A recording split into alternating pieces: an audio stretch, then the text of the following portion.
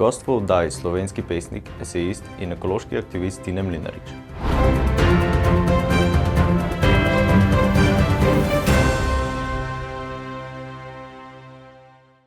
Drage gledalke in gledalci, lepo pozdravljeni v tokratni oddaji Dogodki. Vabljeni k ogledu. Ob svetovnem dnevu voda, ki ga vsako leto obeležujemo 22. marca, se spominjamo pomena čiste vode, varčevanja z njo in vpliva podnebnih sprememb na vodne vire. Slovenski pesnik, esejist in ekološki aktivist Tine Mlinarič iz Ižakovcev je z nami delil svoje razmišljanja o reki Muri ter pomenu njenega varovanja za prihodnost. Pozdravljeni! Ob svetovnem dnevu voda, ki je potekal 22. marca, se spominjamo pomena čiste vode, varčevanja z njo in vpliva podnebnih sprememb na vodne vire. Svoja razmišljanja o reki Muri ter pomenu njenega varovanja za prihodnost bo z nami delil pesnik, esejist in ekološki aktivist Tine Mlinarič iz Ižakovcev. Gospod Mlinarič, lepo pozdravljeni in dobrodošli v našem studiu. Ja, hvala za povabilo in lep dober dan. Torej, reka Mura, navdih za poezijo. Reko Muro ste uporabili kot nekako navdih za vašo poezijo. Kako je reka Mura nekako vplivala na vašo ustvarjalnost?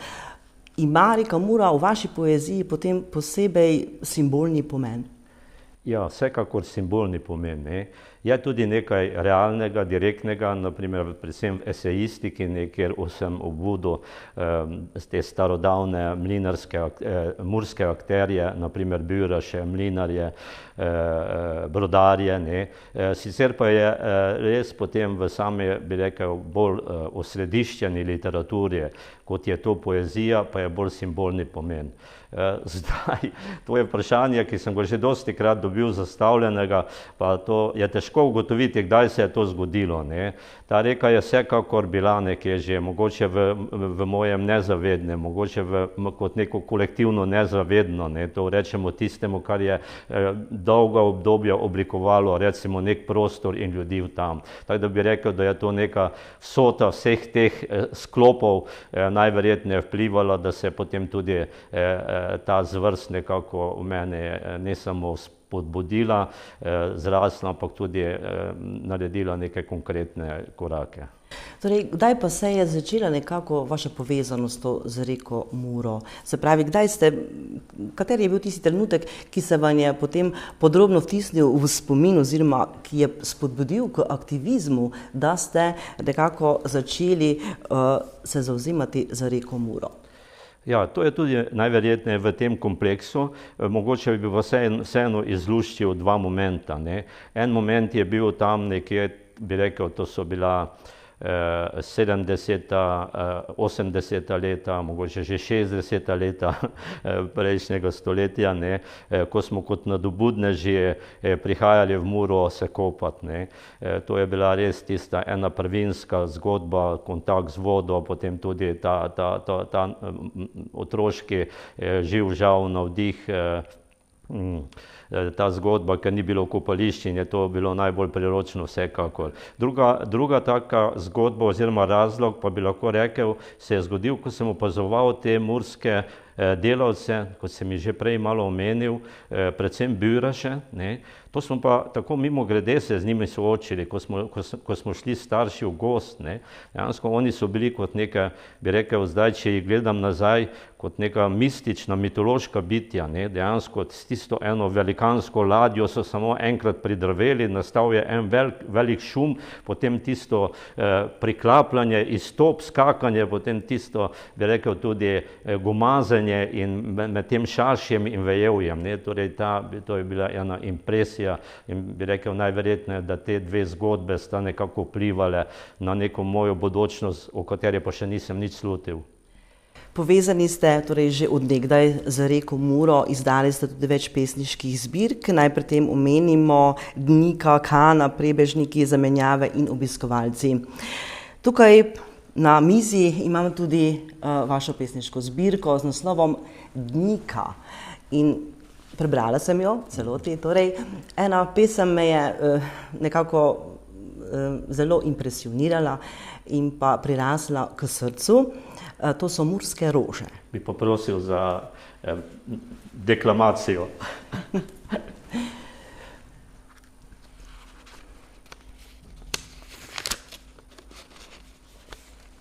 Murske rože.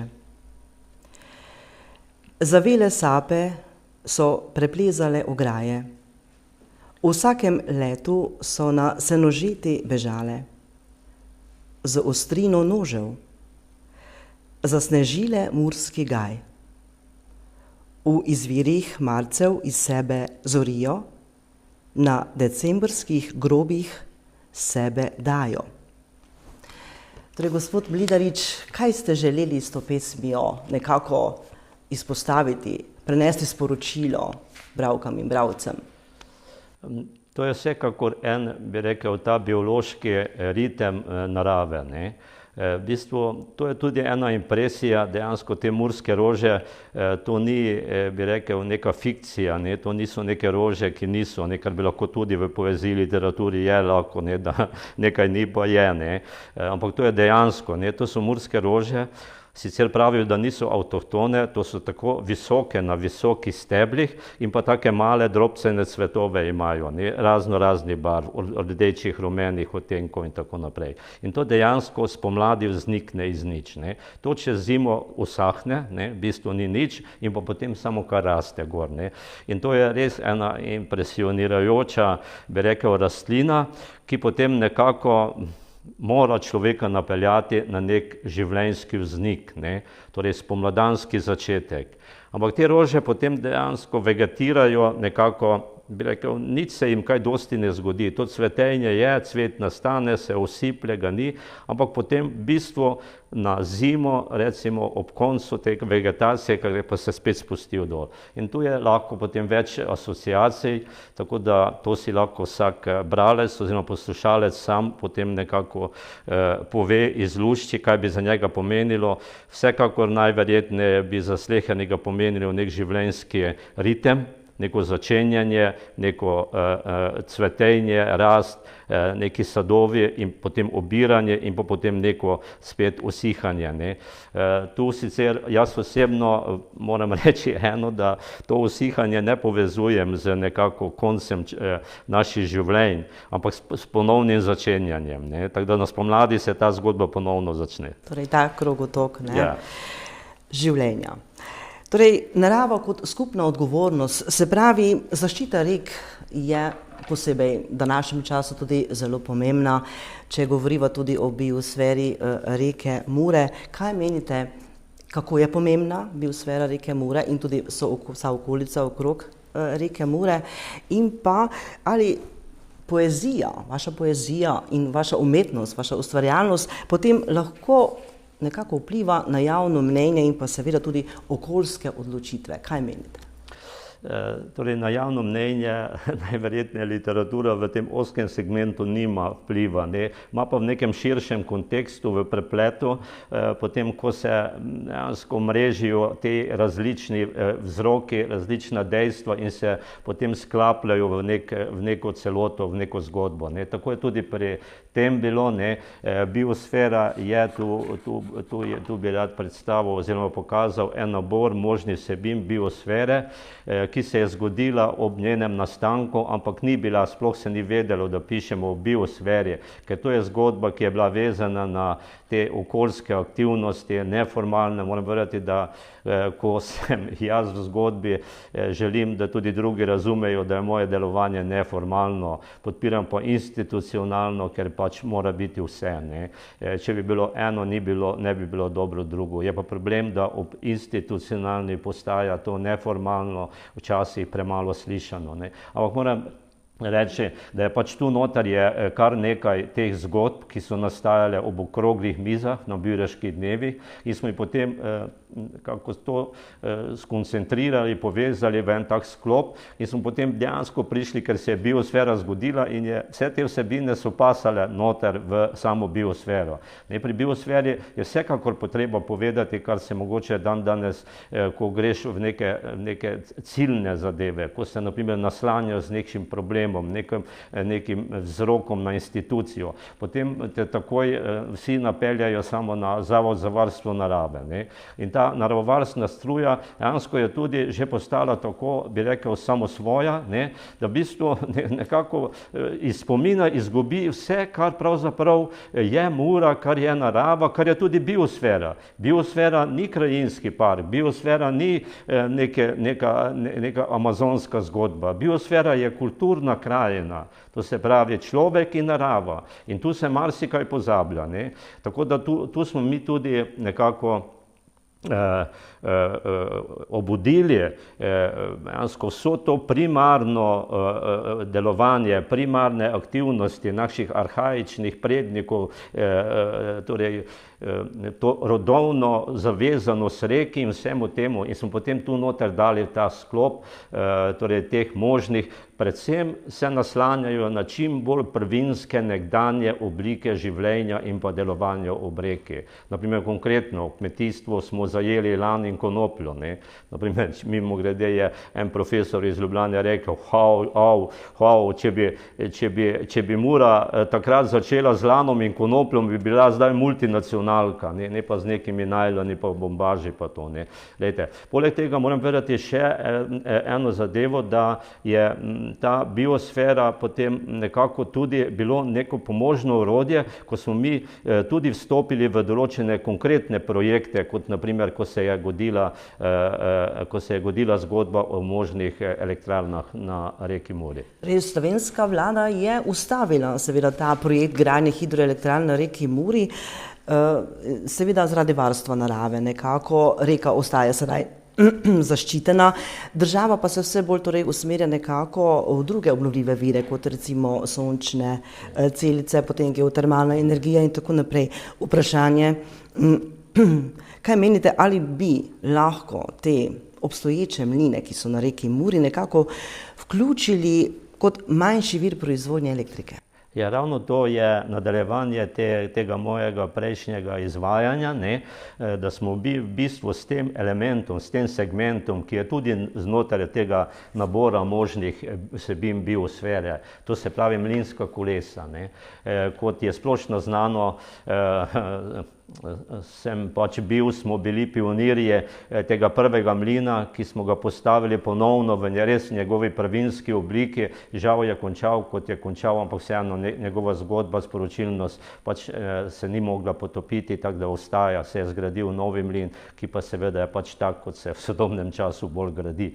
Ampak ravno na tem smo mi tudi gradili, ko so naprimer prišli, so tu nekje zasledili takratno vodstvo Dravskih elektrarn, da se tu neka skupina ukvarja z Muro, in smo bili enkrat povabljeni na občino Beltinci, seveda še garnitura je bilo v prejšnjem sestavu, naprimer direktor Pozeb,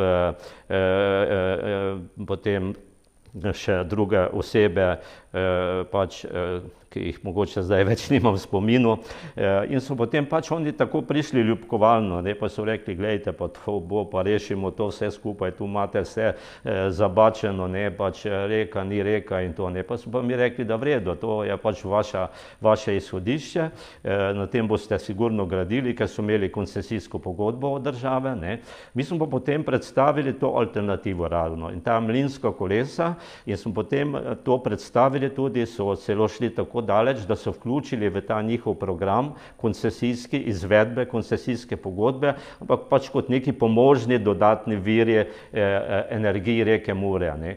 Tu poleg mlinov, ki ne bi bil kot en mlin, ampak kot veriga mlinov in pa predvsem kot lokalna zgodba. To se pravi, to za njih ni bilo zanimivo, ker oni so razmišljali generalno. To se pravi, torej izplen mora biti taki, mora biti toliko pretočnih hidroelektran in suma sumarum toliko megavatov. Ampak seveda, kljub temu je bilo upozorjeno, predstavljeno na teh predstavitvenih mestih, tako da ta odmev je bil. In Poleg mlinov smo pa potem predstavili še tudi možnost potopnih turbin, ker bi potem nekako na tisti segmenti, kjer Mura prosto teče, dali potem te potopne noter instrumente, ki bi proizvajali energijo. No, to je to, ne.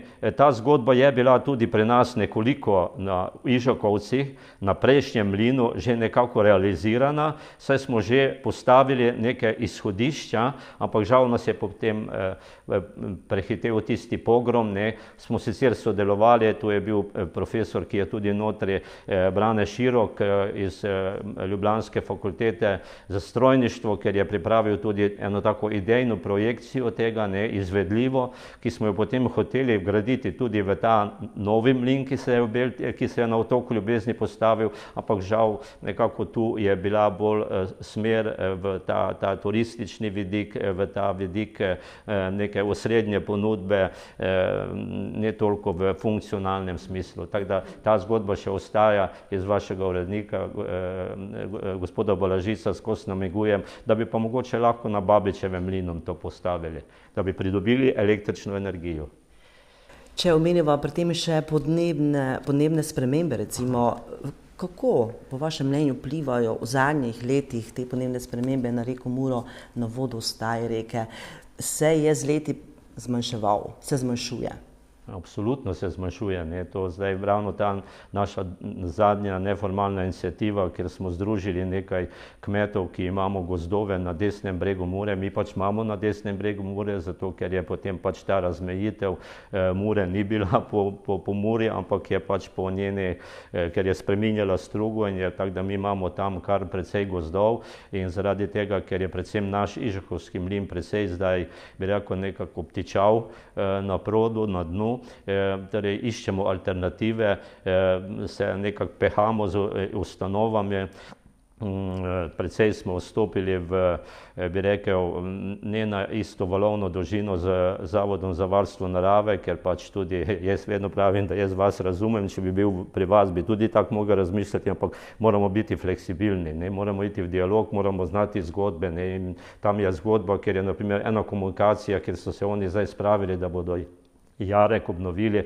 dejansko je ta kombinacija od vekov bila, ne, in tu jaz vem, ko sem z očetom šel s kravami, pa si je oče kar dal hlače dol, pa malo predpasnik okoli, pa sva šla, ker je potem to bila taka malo globel in ko je voda prišla. Ja, voda pada, ne, voda pada zaradi vseh teh sprememb, ki se dogajajo, najverjetneje smo mi temu tudi precej botrovali, tako da alternativa je, ne, ampak jaz vseeno smatram, da predvsem na podeželju, ne, kjer imamo te naravne blagodate, bi mogla biti alternativa v bistvu še vedno ta les in pa potem možnost kurjave in pa potem les kot še potem druga surovina za uporabljati, ne, tako da bi za nas bila ta alternativa absolutno primarna, ampak zavedam se pa in trenutno tudi malo z enim profesorjem Poredošem, ki izhaja iz Ižakovcev in sva že marsikaj, tudi geotermijo smo na primer obudili v Beltinski občini daleč, ne, smo že imeli, tudi tu je projekt noter v možnosti geotermije,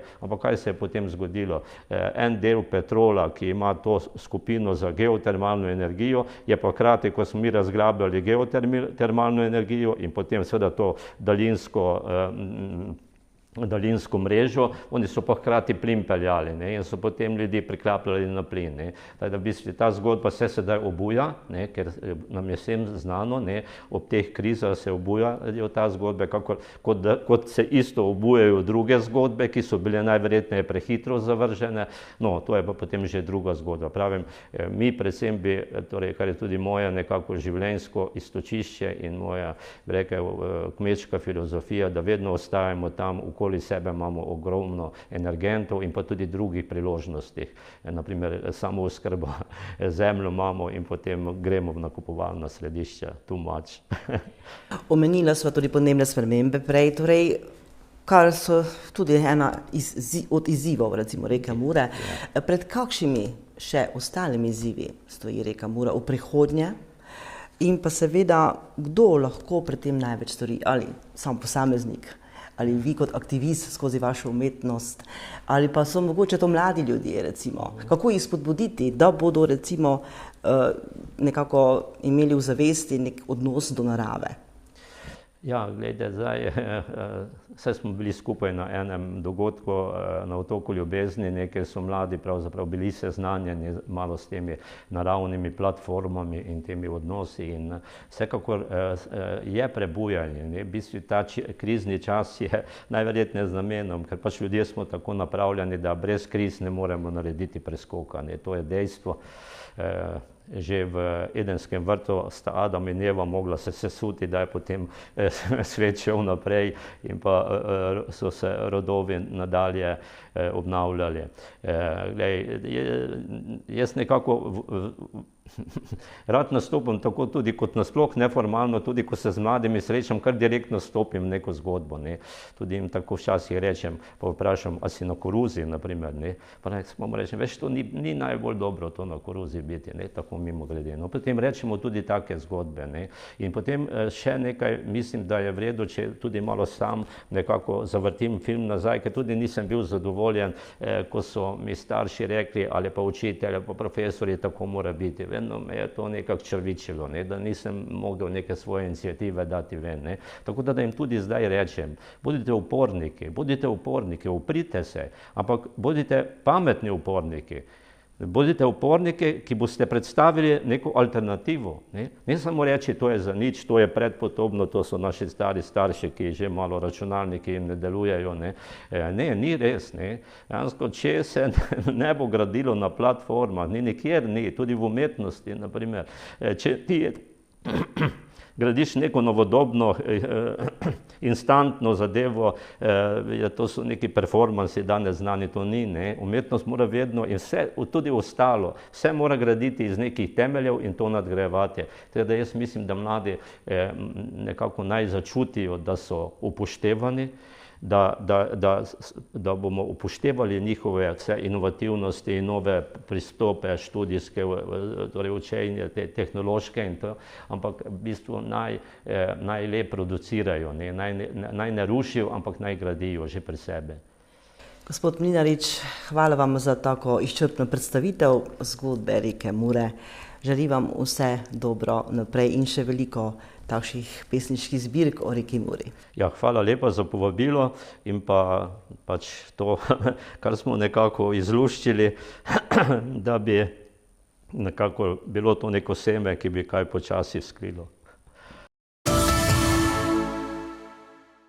Na današnji dan, 25. marca, na materinski dan se poklonimo vsem materam, ki neprestano dajejo brez pričakovanja povračila, hkrati pa občutimo hvaležnost za dar življenja, ki so ga prinesla v naše svetove. Želimo vam prijeten večer.